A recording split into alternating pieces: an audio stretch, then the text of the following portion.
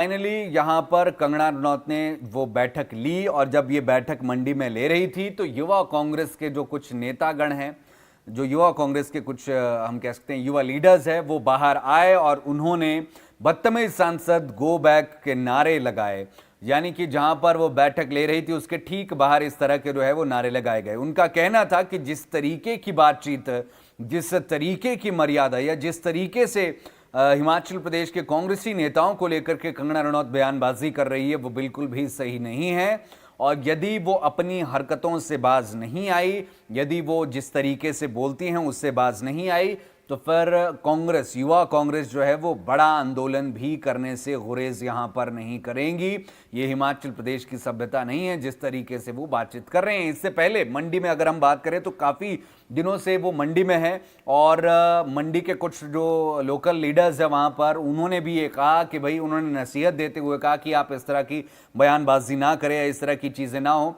लेकिन यहाँ पर जो कंगना रनौत है वो लगातार अटैकिंग मोड में दिखी है। चाहे वो अंग्रेजों की औलाद वाली बात हो या फिर भेड़ियों की संज्ञा देने वाली बात हो या विक्रमादित्य सिंह को राजा बाबू कहने की बात हो, तो इन चीज़ों को लेकर के जो है वो लगातार वो कांग्रेस पर हमलावर है।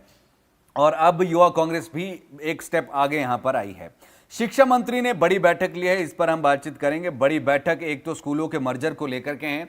उन्होंने 2-3 तरीके बताए, एक तो डिस्टेंस वाला बताया और आपसे हम ये जरूर दरख्वास्त करना चाहेंगे कि आप इस लाइव स्ट्रीम को शेयर भी अवश्य करिएगा। हाँ जी, सबसे पहले जो हम बात कर रहे हैं वो, यदि आपका सीनियर सेकेंडरी स्कूल 5 किलोमीटर के दायरे के अंदर अंदर है तो वो फिर मर्जर उसका हो सकता है, वो किसी और जो आसपास का स्कूल है उसमें वो जा सकता है। यानी कि 5 मीटर का एक क्राइटेरिया किलोमीटर का एक क्राइटेरिया रखा है। दूसरा क्राइटेरिया उन्होंने ये बताया कि ये हो सकता है, हालांकि फाइनली जो इसमें डिसीजन लिया जाना है वो सीएम सुक्खू के साथ डिस्कस करके लिया जाना है।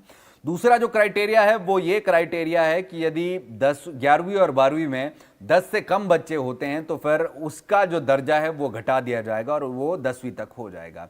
तीसरा जो इसमें क्राइटेरिया है वो ये है कि 6वीं से 12वीं तक की या 10वीं तक 12वीं तक जो है वो 25 या 30 बच्चों से कम यदि होते हैं तो उसमें भी फिर वो दर्जा घटा करके 5वीं तक उस स्कूल को रखा जाएगा। यानी कि जो एक्स्ट्रा स्कूल्स है जिसमें बच्चे कम हैं उनको बंद करने की पूरी उसमें अभी सरकार जो है वो दिखाई देती हुई नजर आ रही है। और उसके बाद जो टीचर्स होंगे फिर उनको आसपास की जगहों पर जो है वो वहां पर ट्रांसफर कर दिया जाएगा।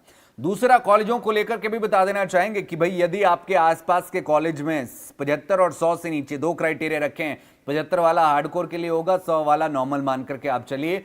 यदि 100 से नीचे बच्चे हैं कॉलेजेस में तो आपका कॉलेज बंद हो सकता है, ये बड़ा क्वेश्चन मार्क है। यदि आप अपने आसपास का कॉलेज बचाना चाहते हैं तो भाई उसमें जो है वो एनरोलमेंट करवाइए, अदरवाइज फिर वो कॉलेज जो है वो बंद हो जाएगा। सरकार इस पर बड़ा फैसला लेने की उसमें है और डिटेल्स और रिकॉर्ड्स यहां पर जो है वो मंगवा लिए गए हैं। और सिर्फ ऐसा नहीं कि 1 साल के रिकॉर्ड्स को यहां पर खंगाला जाएगा, करीबन आप ये मान करके चलिए कि 2, 3, 4 साल को जो है वो यहाँ पर स्टडी किया जाएगा और उस स्टडी के बाद फिर आगे निकल करके आएगा कि भाई क्या किस तरह की परफॉर्मेंस इसकी है, क्या पिछले 2-3 सालों से लगातार ऐसा हो रहा है कि भाई जो है इस तरह की चीज़ें हैं।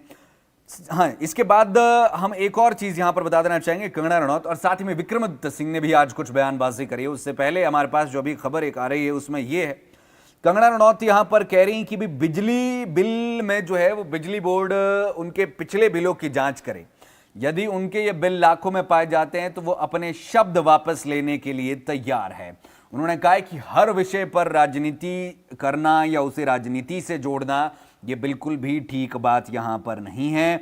और यहां पर उन्होंने विक्रमादित्य सिंह पर भी निशाना साधा कि भैया ये इस तरह की बातें जो है वो कहते हैं कि भाई मोहतरमा बड़ी शरारत करती है, बिजली का बिल नहीं भरती और फिर मंच पर सरकार को कोसती है, ऐसा कैसे चलेगा, ये बात उनके द्वारा कही गई।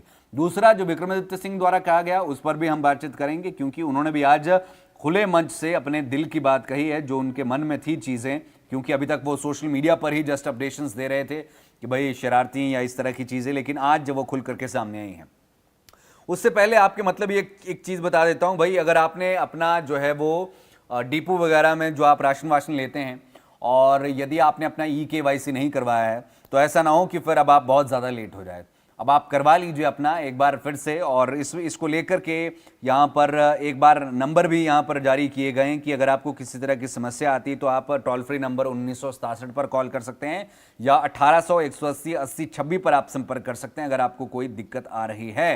और इसमें बायोमेट्रिक का जो पंजीकरण होना है वो आपको करवाना होगा, क्योंकि अब सरकार बड़े लंबे समय से वैसे ये चीज कहती हुई आ रही है, लेकिन लोग इस पर गौर नहीं फरमा रहे हैं। पीछे जैसे राशन बंद कर दिया गया था, फिर एकदम से जो है वो EKYC हुआ, लेकिन अब फिर से ये यहां पर जो है वो स्लो डाउन हो चुका है। तो इस पर ये चीज यहां पर कही गई है। इसके बाद यदि हम आगे चले और आगे की जानकारी आपके साथ साझा करें, तो आपको यहां पर हम जानकारी दे देना चाहेंगे, एक सेकंड दीजिएगा हमें। हाँ, वोकेशनल टीचर्स को लेकर के शिक्षा मंत्री ने बड़ी बात कही है। वोकेशनल टीचर्स को लेकर के उन्होंने कहा है कि हमारे हाथ में जो था वो हमने किया, चाहे छुट्टियों को लेकर के हो, चाहे मानदेय को लेकर के हो, या अन्य चीज़ों को लेकर के हो। जो चीज़ें हमारे हाथ में थी वो हमने यहाँ पर करी है। हमने इवन इन टीचर्स को जो है वो बाहर भी भेजा था कि वो बाहर के मॉडल्स को भी स्टडी करके आए और सारी चीज़ें देखे। 90-10 की रेशो में यहाँ पर जो है वो सैलरीज या सारी चीज़ें इसमें दी जाती, जिसमें 90% जो है वो गवर्नमेंट के केंद्र सरकार की तरफ से, 10% यहाँ की सरकार से की तरफ से होता है। तो ऐसे में उन्होंने कहा है कि अब जो ये धरने पर बैठे हुए हैं, ये इनका तरीका बिल्कुल भी सही नहीं है, ये तरीका गलत है, ऐसा नहीं होना चाहिए। इनको वापस स्कूलों में जो है वो लौट जाना चाहिए। हमने जो कुछ हो सकता था वो किया और हम अभी भी ओपन है बात को सुनने के लिए, लेकिन इस तरह से 2-2 महीने बाद, 1-1 महीने बाद हड़ताल पर बैठ जाना, ये किसी भी संदर्भ में जो है वो सही बात नहीं है और ये गलत तरीका है। ये बात उनके द्वारा यहां पर कही गई है।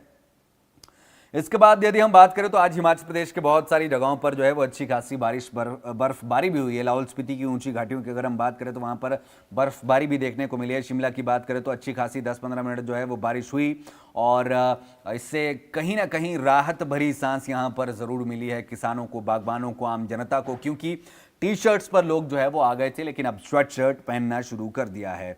इसके साथ यदि हम आगे चले, जो शिमला में नमकीन में थूक विवाद वाला मसला था, उसमें भी 3 लोगों को नोटिस भेजे गए हैं और इसमें कहा है कि भाई यदि आपके पास कोई प्रूफ है या आपको पता है कि भाई ऐसा हुआ है तो फिर आप वो सामने पेश करिए, अदरवाइज आप पर जो है वो कार्रवाई यहाँ पर की जाएगी। पहले जो है वो इसमें आरोप लगाए गए तो विशेष समुदाय से व्यक्ति था कि ये थूकता है, उसके बाद जो है वो खिलवाता है, लेकिन अब इसमें जो है वो ये कहा गया है, नोटिस थमाए गए हैं कि भाई अगर आपके पास इस चीज़ का प्रूफ है तो आप बताएं, अदरवाइज फिर आप पर जो है वो लीगल एक्शन यहाँ पर लिया जाएगा। सांसद कंगना रनौत पर जो उद्योग मंत्री हर्षवर्धन, उन्होंने भी पलटवार किया। उन्होंने कहा कि भाई ये सिर्फ मनोरंजन का साधन है, बाकी कुछ नहीं है। वो कलाकार है, राजनीतिक मंचों पर भी जो है वो कलाकारों वाली भूमिका निभा रही है और उनमें राजनीतिक व्यक्तित्व नहीं है, उन्हें राजनीति सीखने की ज़रूरत है। अभी वो जो है वो डायलॉग बोलती है और मनोरंजन का साधन है, लोग भी उन्हें सीरियस नहीं लेते हैं और ना ही सीरियस लेना चाहिए। ये बात यहाँ पर उनके द्वारा कही गई है। साथ ही में यहाँ उन्होंने कहा कि भाई 3 महीने की बिजली का बिल इन्होंने नहीं चुकाया है। सरकार को भेड़िए वाली संज्ञा दे करके जो है वो एक तरीके से अलग माहौल क्रिएट करना चाहती है, जो कि बिल्कुल भी सही नहीं है और इनको सीरियसली लेना नहीं चाहिए। ये बात उनके द्वारा कही गई है।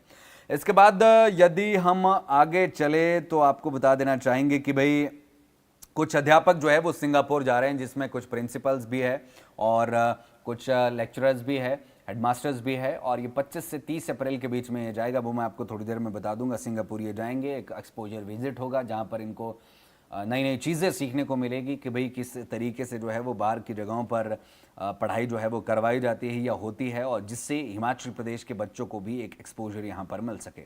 दूसरा मैं बात यहाँ पर करना चाहूँगा, केंद्रीय विवि जो परिसर है उसके निर्माण में देरी का मामला हाईकोर्ट में जा चुका है और हाईकोर्ट ने यहाँ पर केंद्र और राज्य सरकार को नोटिस जारी किए हैं और नोटिस में जो है वो जारी करने के बाद यहाँ पर आदेश अब दिए गए हैं। और इसमें आपको बता देना चाहेंगे कि ये याचिका एक दायर की गई थी। इसमें न्यायाधीश गुरमीत सिंह संधावाली और न्यायाधीश रंजन शर्मा की खंडपीठ ने याचिकाकर्ता अतुल भारद्वाज द्वारा दायर जनहित याचिका ये थी, उसमें प्रारंभिक सुनवाई के पश्चात ये आदेश दिए हैं और उन्होंने कहा है कि भाई जो इसमें देरी हो रही है इसमें तत्काल हस्तक्षेप किया जाए, इसकी जो है वो मांग यहाँ पर की गई है और इसकी जो है वो वैसे मांग की गई थी उनके द्वारा और उस पर अब ये नोटिस जारी किए गए हैं। और आपको बता देना चाहेंगे पिछले लगभग 1 दशक से ये पूरा मसला लटका पड़ा है कि भाई कभी पेमेंट्स को लेकर के इशू हो जाता है, कभी परिसर को लेकर के इशू हो जाता है, यहाँ नहीं बनाना है, वहाँ बनाना है, ये बनना है, वो बनना है, या कैसे बनना है, इंटरनेशनल लेवल पर बनना है या किस लेवल पर बनना है। तो इसको लेकर के भी थोड़ी सी हम कह सकते हैं कि कुछ मूवमेंट होती हुई दिखी है। अच्छा जी, इसके बाद यदि हम बात करें तो बिलासपुर में कुछ परियोजनाओं के वर्चुअल उद्घाटन जो है वो सीएम सुक्खू द्वारा किए गए हैं। इसमें आपको बता देना चाहेंगे कि कॉल डैम में जल क्रीड़ा गतिविधियों का शुभारंभ उन्होंने किया और बिलासपुर डीसी ऑफिस में 70 लाख रुपए की लागत से निर्मित 110 किलोवाट क्षमता के सौर ऊर्जा चलित रूफटॉप प्लांट का उन्होंने उद्घाटन किया। साथ ही में हिमाचल का पहला हरित डीसी ऑफिस ये बना है और 4.5 करोड़ रुपए की लागत से निर्मित शहरी आजीविका केंद्र, 40 लाख रुपए की लागत से निर्मित 4 स्पेस प्रयोगशालाएं और 2.5 करोड़ की लागत से बने मॉडल करियर सेंटर्स को भी जो है वो जनता को समर्पित किया गया और ऑनलाइन माध्यम से ये जुड़े और जल क्रीड़ाओं को लेकर के उन्होंने कहा है कि भाई बड़ा स्कोप है और सारी चीज़ें हैं। तो ये यहाँ पर वर्चुअल उद्घाटन कुछ किए गए और सीएम सुक्खू जो है वो वापस शिमला लौट चुके हैं। पांगी वो जाएंगे, पांगी में जाकर के क्या वो सौगात 15 अप्रैल को देते हैं, ये देखने वाली बात होगी। हालांकि अभी आने वाले 1-2 दिनों में वो उनका हमीरपुर का यहाँ पर दौरा है। अब उसके बाद फिर पांगी वो जाएंगे और वहाँ पर झंडा फहराएंगे। शायद 1500 रुपये वहाँ की महिलाओं को दिए जाएंगे, ये हम यहाँ पर उम्मीद करते हैं।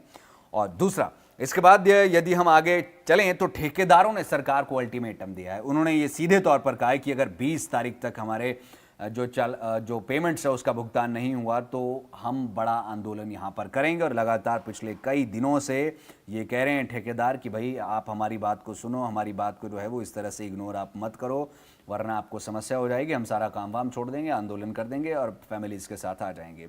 संजौली में मोनेस्ट्री से 2 बच्चों के लापता होने का मामला सामने आया है और मोनेस्ट्री के प्रबंधक ने जो है वो पुलिस के पास इसकी सूचना दर्ज करवाई। उन्होंने कहा कि 10 अप्रैल को उनकी मोनेस्ट्री संजौली से दोपहर 12 बजे से दोपहर 2 बजे के बीच 2 बच्चे लापता हो गए थे और इसमें एक 13 साल का लड़का ईटानगर पापुम पारे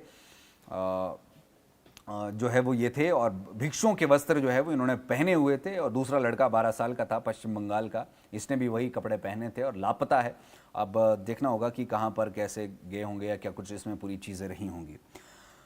साथ ही में विक्रमादित्य सिंह की बात अब कर लेते हैं। विक्रमादित्य सिंह ने आज जो है वो सुंदरनगर में वो थे शायद, तो उन्होंने जो अपने भाषण में बातें कही है, उन्होंने कहा है कि भाई हमें अपनी मर्यादाओं को नहीं लांघना चाहिए। जो मर्यादाएं हमारी हैं हमें उन मर्यादाओं का पालन करना चाहिए। जो हमारे पूर्वजों ने हमें सिखाया है उन चीज़ों के साथ हमें स्ट्रिक्ट रहना चाहिए, लेकिन मर्यादाओं को पार किया जा रहा है। उन्होंने अपना भी यहाँ पर बात करते हुए कहा कि पिछली बार मैं भी पहली बार विधायक बना था और उस समय पर भाजपा की सरकार थी और उस समय सीएम भाजपा के थे और जब वो हमारे एरिया में आते थे तो हम उनका पूरा मान सम्मान करते थे क्योंकि वो एक पोजीशन पर बैठे हैं, माननीय सम्माननीय, तो हमें मर्यादाओं का पालन करना चाहिए। दूसरा, वो अफसरों का यहाँ पर साथ देते हुए नजर आए कि भाई आप अफसरों को लेकर के कुछ भी टिक्का टिप्पणी जो है वो कर देते हैं। भाई वो पढ़ लिख करके आए हैं, आईएएस बने, उसके बाद जो है वो उस पोस्ट पर बने, आप कुछ भी जो है वो उन्हें कह देते हैं, किसी भी संदर्भ में कह देते हैं। तो इन चीज़ों का जिक्र जो है वो विक्रमादित्य सिंह के द्वारा किया गया। आइए अब आपके सवाल यहाँ पर पढ़ते हैं। ट्रांसफ़र ऑर्डर क्यों निकाले थे? कंगना के घर के मामलों में टांग मत अड़ाओ, महाराष्ट्र में शिवसेना की हालत देख लो, ठाकरे की तरह भारी पड़ेगी सरकार को। चलिए जी, ये तो खैर सरकार जाने और कंगना रनौत जाने इनके आपस के बीच का जो है। खैर, ये आज पूरे दिन भर के कुछ बड़ी और इंपॉर्टेंट खबरें थी जो हमने आपके साथ साझा करी। फिलहाल के लिए मैं मनोज ठाकुर लेना चाहूँगा आपसे इजाजत। इस लाइव स्ट्रीम पर हमारा साथ दिया असिस्टेंट लाइव प्रोड्यूसर विशाल सूद ने। देखते रहिए live times TV for story. धन्यवाद। जय हिंद, जय भारत, जय हिमाचल।